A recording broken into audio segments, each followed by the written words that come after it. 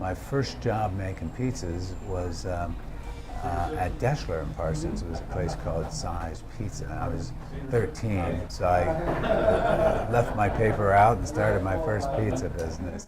When I moved here in 1970, I lived in German Village, and all the grocery stores and the commercial things, the laundromats were all along Parsons Avenue. So I've seen it grow. That's been a lot of fun. A lot of potential there today. Doing business here in the South End for 50 years, I saw a lot of changes that were coming about, and I think of the different times. It was always a blue collar area. In the 60s and 70s, in the two zones, 6 and 7, there was about, like our delivery area, there was about 60,000 people. The mayor called, and he was telling me all the statistics of what was happening here in the South Side. Got to get a coalition of private businesses. He says, I've committed to the South Side to redo the South Side Settlement Home. He's enterprise and the government. And then we have the United Way. United Way has partnered with the South Side Revitalization because, again, it was one of the 4 neighborhoods that the board chose back in 08, 09, when we decided that home would be one of our 4 building blocks. So education, income, health, and home. South Side is very near and dear to my heart. It's something that, an area of the city that has long been neglected, that is now receiving a lot of attention and a lot of focus, developing a lot of partnerships and champions. When we first started acquiring vacant blighted properties in this target area, we would take a house, and we would gut it, we would rebuild it entirely, we'd put in maybe $175,000, and then we could get it appraised for only $90,000 because of the depressed value of other properties and the blight on that same street. Now, 4 or 5 years later, we are doing the same quality housing, the same basic concept, but we can put $175,000 in that house, and we can now sell it for $125,000 instead of $90,000. So we've seen property values go up by as much as 1/3 in the span of just a 4-year period. And that is itself a wonderful illustration of this renaissance that's unfolding and why it makes sense right now to focus on Parsons Avenue. There's a phrase in the real estate industry that says retail follows housetops, and what they mean is there has to be a certain strength and buying power in the neighborhood before the neighborhood can support a business venture. The hospital has done well being in this part of the city, but for the hospital to continue to do well, it's important to us that the neighborhood around us also thrive and benefit from the investment that we make here.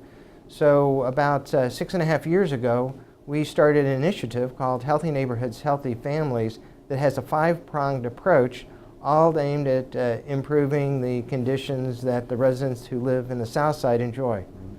Children's Hospital came to the city, wanted us to help them. I said, I want you to reach out to the area around you to make sure that all boats are lifted up. So they did that. They did it in a big way. So as Children's Hospitals improve, the entire neighborhood has improved simultaneously.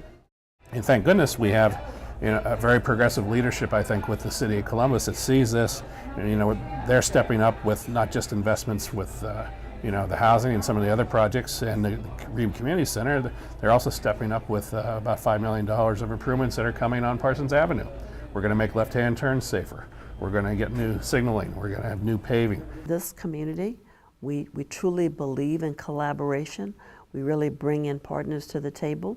I mentioned earlier the fact that you have entrepreneurs that are bringing dollars back to the South Side because they believe in the people there. That South Side pride is definitely on the rise. I was able to purchase a couple of lots close to Parsons Avenue on Beck Street. So my interest is to build some new efficiency type of apartments where the doctors and the interns that are at Children's Hospital could live. We are so close to downtown and so close to the things that make downtown Columbus a dynamic center. And you want to be in an affordable neighborhood where property values are coming up, really catching up. This is the place to locate. You know, we are very close to the Brewery District. Schiller Park is a gem. I think the homes are going to be affordable enough that it'll attract a young population, and that young population will support a lot of local businesses on Parsons. So I kind of see it going that way, where you can walk up and down there, and who knows, there might even be some art, like the gallery hop up in the Short North. South Enders might start liking art, man, you never know. This is a wonderful neighborhood for folks who work downtown or want to be part of the energy. It's also a part of the town that's becoming increasingly young. More young adults are moving into the neighborhood and bringing their own vitality, their own creative energy. Diversity adds excitement to a community.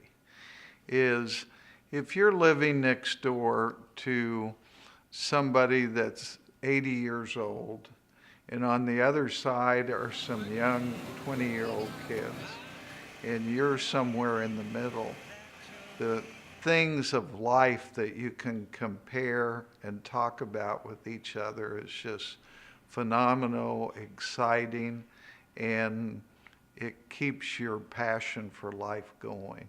At Maurice Scramblers, and we hope at a lot of other places, you can go in there and at any given moment you're gonna see a wide range of folks. I was there with my wife after church this past Sunday and bumped into Mayor Coleman, and at the same time there are folks in the restaurant at that same moment who are speaking Spanish as their first language.